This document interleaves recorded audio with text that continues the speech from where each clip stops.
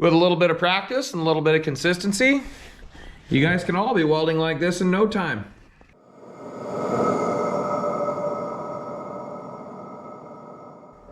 Hello everybody, and welcome back to the channel.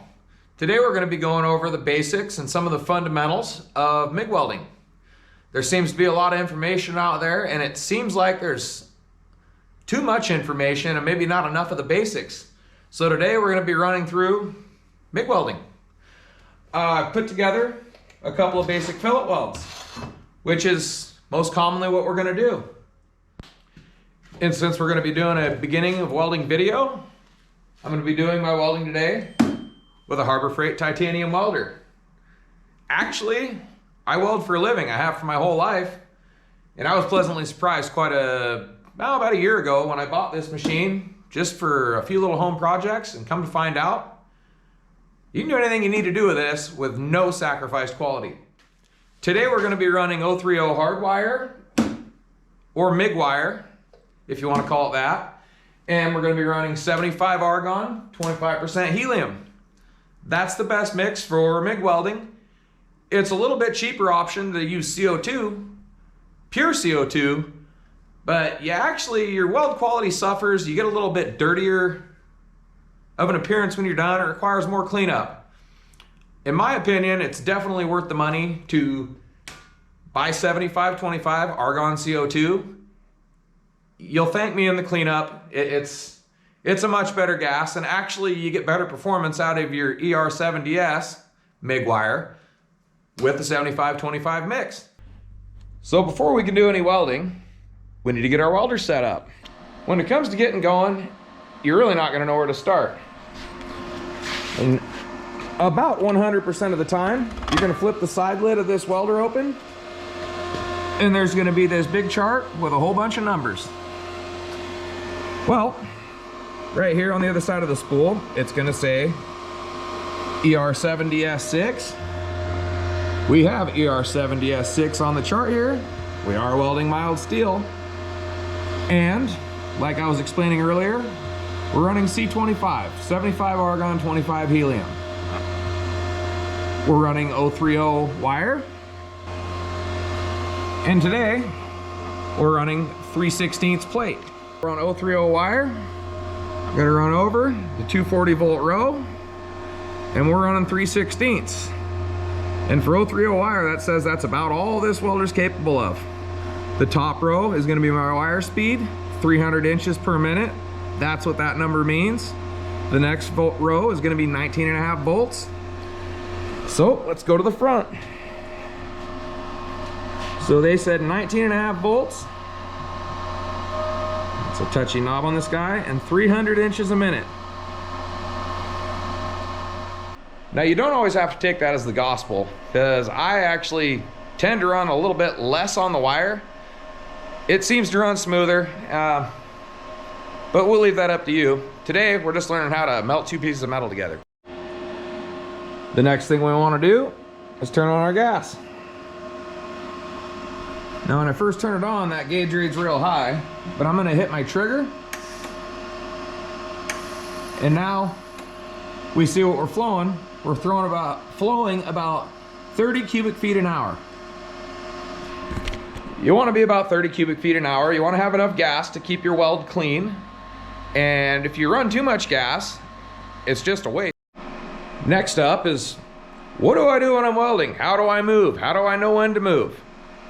Well, the answer is, to me, welding's all about rhythm.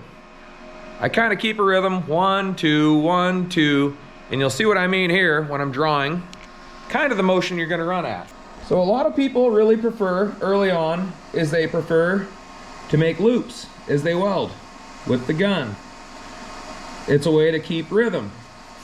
Well, if you look at it like that, it's 1, 2, 1, 2, 1, 2, 1, 2, 1, 2, 1, 2. Now, I don't know if that makes sense to everybody, but what it is it's a reminder to keep a steady rhythm as you weld, and you'll get very consistent welds. Next, when you're welding, you always want to start with a clean piece of wire. It's not necessary, but it will help with the popping on your startups. By popping, well, you do this enough, you'll learn what I mean. So we'll clip our wire, and we're gonna have that about 3/8 of an inch stick out, which is roughly where you wanna be at when you're welding. And when it comes to aiming at your work material, basically you wanna split the angle right down the middle. You don't wanna be aimed too much at the bottom, because you're not gonna attach your top very well. You don't wanna aim at the top, because you're not gonna attach the bottom material very well. You really wanna try to focus on keeping the gun pointed about a 45-degree angle at your material. Next is, are you gonna be pushing your weld, or are you gonna be pulling your weld? Are you gonna be straight on with your weld? Well, to be honest, there's a lot of opinion about this, but I prefer to be slightly pushed forward on my weld.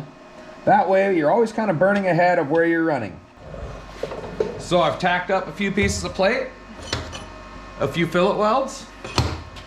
Like I was saying earlier, we're gonna run our wire out a little bit. We're gonna snip our wire for a clean start.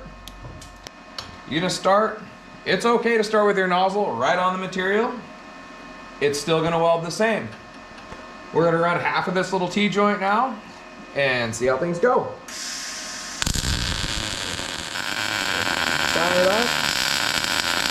1, 2, 1, 2, 1, 2, 1, 2, 1, 2, 1, 2, 1, 2. All that weird singing might seem silly, but when you're first getting going in this, anything helps, and it's really a good way to keep your rhythm. So let's take a look at what we just did. Well, there you go. There's a nice little weld. I had to sing about it, but every one of those ripples is a 2. We can also try the circle technique, so we'll run a little like that.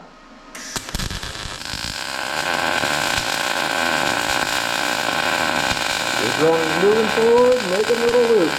Moving forward, making little loops. I'm keeping a count in my head. Notice that I have about 3/8 to a half an inch of stick out. Stay consistent with the stick out, and I've got the gun pointed slightly ahead.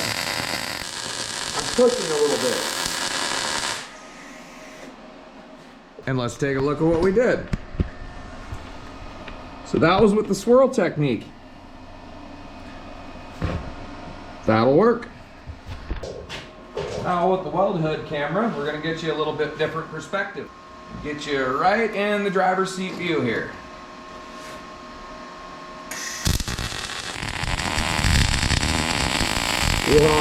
Making little loops, making little loops, and making little loops.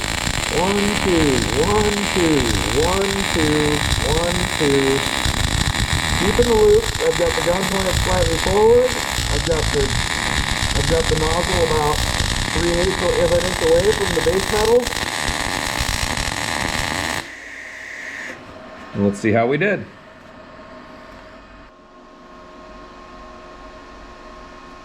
It looks beautiful. Let's do that again. Got you in the driver's seat view again. Right behind the camera. And we're gonna do the same thing. Let's remember, keep our rhythm. Let's remember to clip our wire. Gonna make our loop. 1, 2, 1, 2, 1, 2, 1, 2, 1, 2. Keeping that same stick out. Keeping the steady movement forward.